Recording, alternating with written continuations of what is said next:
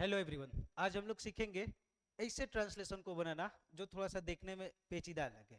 करना पड़ता है या करना है, करना पड़ता था या करना पड़ा या करना पड़ेगा। जैसे अभी आप लोग को पढ़ने का मन नहीं है और आपको मजबूरन काम कराया जाए, इस सबको बोलते हैं मजबूरन। मजबूरन करना पढ़ो तो आप लोग क्या कहेगा अपने दोस्त से, ए भाई देखना यार, मुझे पढ़ने का मन नहीं है लेकिन मुझे पढ़ना पड़ता है। और आपके सीनियर लोग क्या बोलेंगे, अरे जानता है भाई, मुझे भी पढ़ने का मन नहीं करता था लेकिन मुझे पढ़ना पड़ता था। और जो आपके जूनियर लोग हैं वो दोनों आप दोनों को देखकर क्या बोलेंगे, अरे यार मुझे भी पढ़ना पड़ेगा। उसी ये से सेंटेंस को हम लोग बोलते हैं मजबूरी वाला सेंटेंस। तो इसको देखते हैं किस तरह से ट्रांसलेट किया जाता है। इसको ट्रांसलेट करने के लिए हम लोग प्रेजेंट के लिए प्रेजेंट के लिए हैव टू या हैज टू का प्रयोग करते हैं, और पास्ट के लिए हैड टू प्लस V1 का प्रयोग करते हैं, और फ्यूचर के लिए हम लोग विल हैव प्लस V1 का प्रयोग करते हैं। यहां पर शैल का प्रयोग नहीं करेंगे, सिर्फ विल और हैव। अब आते हैं, देखते हैं बारी बारी से एक एक को।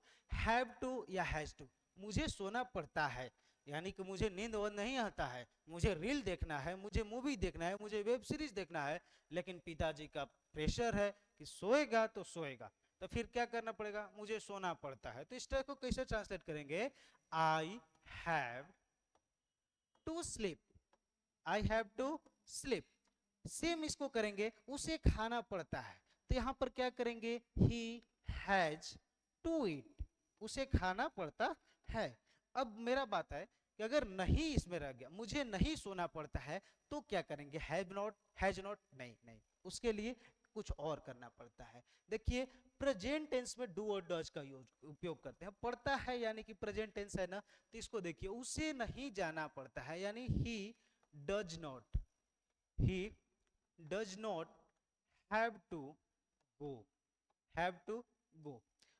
सेम है, तुम्हें नहीं आना पड़ता है, तो यहां पर you don't have, you don't have to come. इस तरह से निगेटिव वाले बनाते हैं। अब आते हैं करना पड़ता था अपने पास्ट वाले पर। पास्ट वाले क्या कहते हैं, मुझे बताना पड़ा या मुझे बताना पड़ता था, तो यहां पर क्या कर देंगे, आई हैड टू टेल, मुझे बताना पड़ता था। लेकिन यहां पर अब आ जाए, मुझे बताना नहीं पड़ता था, तो क्या करेंगे, I did not, I did not, I did not have to tell. यहां पर हैव क्यों करेंगे, क्योंकि यहां पास्ट लग गया, अब यहां हम लोग प्रेजेंट दिखा देंगे। चलिए, मुझे खाना पड़ेगा, मैंने बताया शैल का प्रयोग कभी नहीं करेंगे, शैल का प्रयोग नहीं करेंगे। मुझे खाना पड़ेगा तो I will have, I will have to eat. मुझे खाना नहीं पड़ेगा, आई वोंट, वोंट का मतलब होता है will plus not, I won't have to it.